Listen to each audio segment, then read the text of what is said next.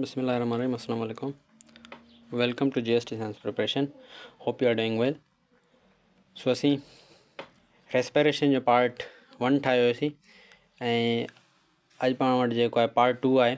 So part 2 खे जेकॾहिं पाण पार्ट 1 में पाण जेको आहे पढ़ियोसीं त पाण रेस्पिरेशन छा हूंदी आहे ऐं टाइप्स ऑफ रेस्पिरेशन ऐं ॿियो सां गॾु गॾु टाइप्स ऑफ रेस्पिरेशन में पाण पढ़ियोसीं त पाण वटि जेके टाइप्स ऑफ रेस्पिरेशन जा ॿिनि क़िस्मनि जी हूंदी आहे. हिकिड़ी पाण हूंदी आहे एरोबिक रेस्पिरेशन जंहिंखे पाण ॿियो नालो ॾींदा आहियूं फर्मेंटेशन, ऐं ॿी पाण हूंदी आहे एनएरोबिक रेस्पिरेशन जंहिंखे पाण ॿियो नालो ॾींदा आहियूं फर्मेंटेशन, ऐं ॿी पाण वटि हूंदी आहे aerobic respiration.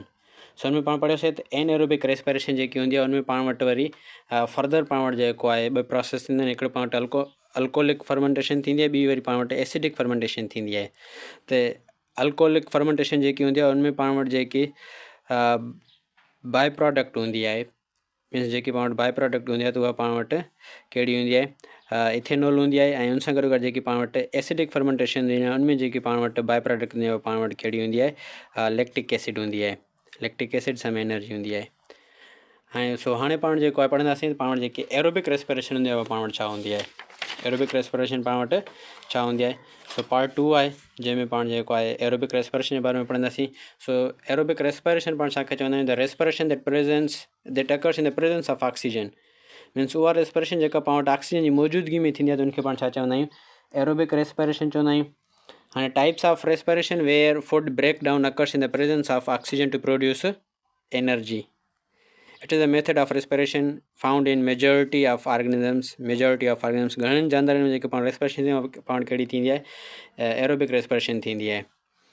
It is a method of respiration found in majority of organisms. It takes place in the presence of free oxygen, oxidizing the food and releasing the maximum amount of energy, i.e. 28 and 2827 2827 kilo जोल पर मोल जेको आहे पाण वटि glucose ठहंदो आहे, या वरी पाण वटि 36 ATP जा मालिक्यूल्स जेको आहे पाण वटि छा थींदा आहिनि, ठहंदा आहिनि.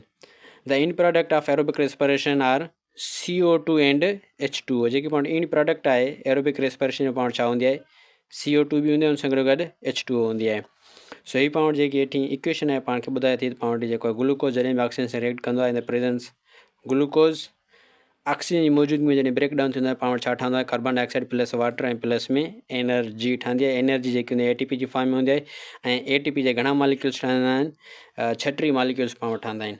हाणे मैकेनिज़म ऑफ एरोबिक रेस्पिरेशन जेका पाण वटि एरोबिक रेस्पिरेशन हूंदी आहे उनजा वरी फर्दर पाण वटि जेके स्टेप्स आहिनि, aerobic respiration tech place in 3 steps at different places in the cell. हुन पाण वटि 3 स्टेजिस पाण वटि कहिड़ा आहिनि.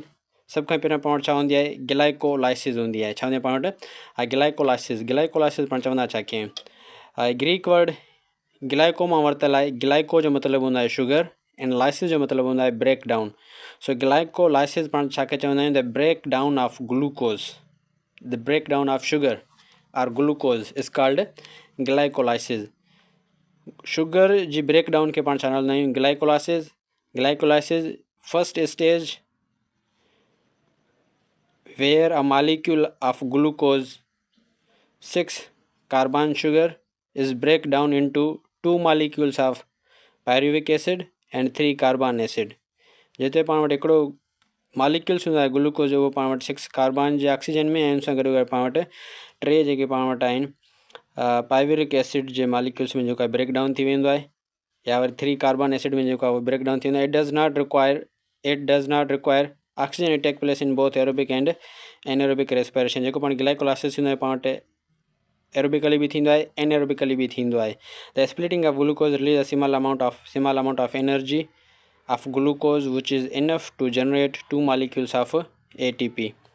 सो जेको पाण ग्लूकोज स्प्लिट थींदो आहे त पाण जेकी small amount of energy release कंदो आहे, जेका पाण वटि जेको आहे 2 मालिक्यूल्स उन्हनि में जेको पाण छा थींदा आहिनि, जनरेट थींदा आहिनि. Glycolysis a complex sequences of all reaction all occurs in साइटोसोल्स.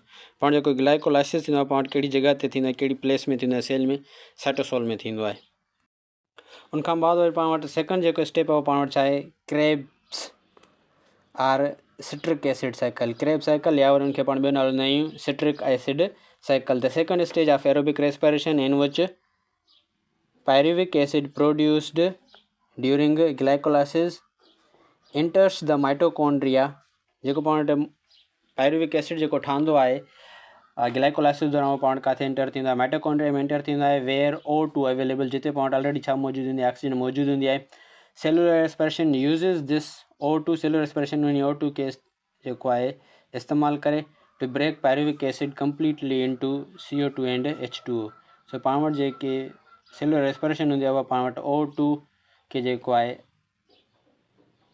O2 खे इस्तेमालु करे जेको पाण पायरुविक एसिड हूंदो आहे उनखे जेको आहे कंप्लीटली ब्रेक डाउन कंदी आहे छा में कार्बन डाइऑक्साइड में प्लस में H2O in a cyclic manner during Krebs cycle some ATP produced and some enzymes like NAD and FAD are produced to NADH2 and FADH2 it take place in matrix of mitochondria पाण वटि जेकी crab cycles हूंदो आहे पाण काथे थींदो आहे matrix of mitochondria में थींदो आहे ही पाण वटि जेको आहे मैट्रिक्स आहे ही जेकी पाण वटि स्पेस आहे अंदरां इनखे पाण छा चऊं था मैट्रिक्स चऊं था त हाणे जेकी पाण वटि ग्लाइकोलाइसिस हूंदी आहे उहा पाण साइटोसोल में थींदी आहे क्रेब साइकिल या सिट्रिक एसिड जेकी पाण थींदी आहे पाण काथे थींदी आहे मैट्रिक्स ऑफ माइटोकॉन्ड्रिया में थींदी आहे उनखां बाद वरी पाण वटि आहे electron transport chain the last stage of aerobic respiration is electron transport chain in which NADH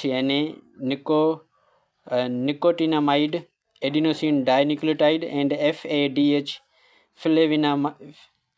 flavinamide adenosine dinucleotide are oxidized to produce ATP and H2O. It takes place at the cristae of mitochondria ही पाण जेको आहे Christie mitochondria जेको पाण Christie हूंदो आहे पाण थींदी आहे हाणे पाण क्रिस्टी जेकी पाण वटि ही लेयर्स आहे ही पाण वटि जेकी आहे हिकिड़ी लेयर्स आहे इनखे पाण छा चऊं था क्रिस्टी चऊं था सो पाण वटि ही जेकी इलेक्ट्रॉन ट्रांसपोर्ट चेन थींदी आहे पाण किथे थींदी आहे क्रिस्टी में थींदी आहे so thank U for watching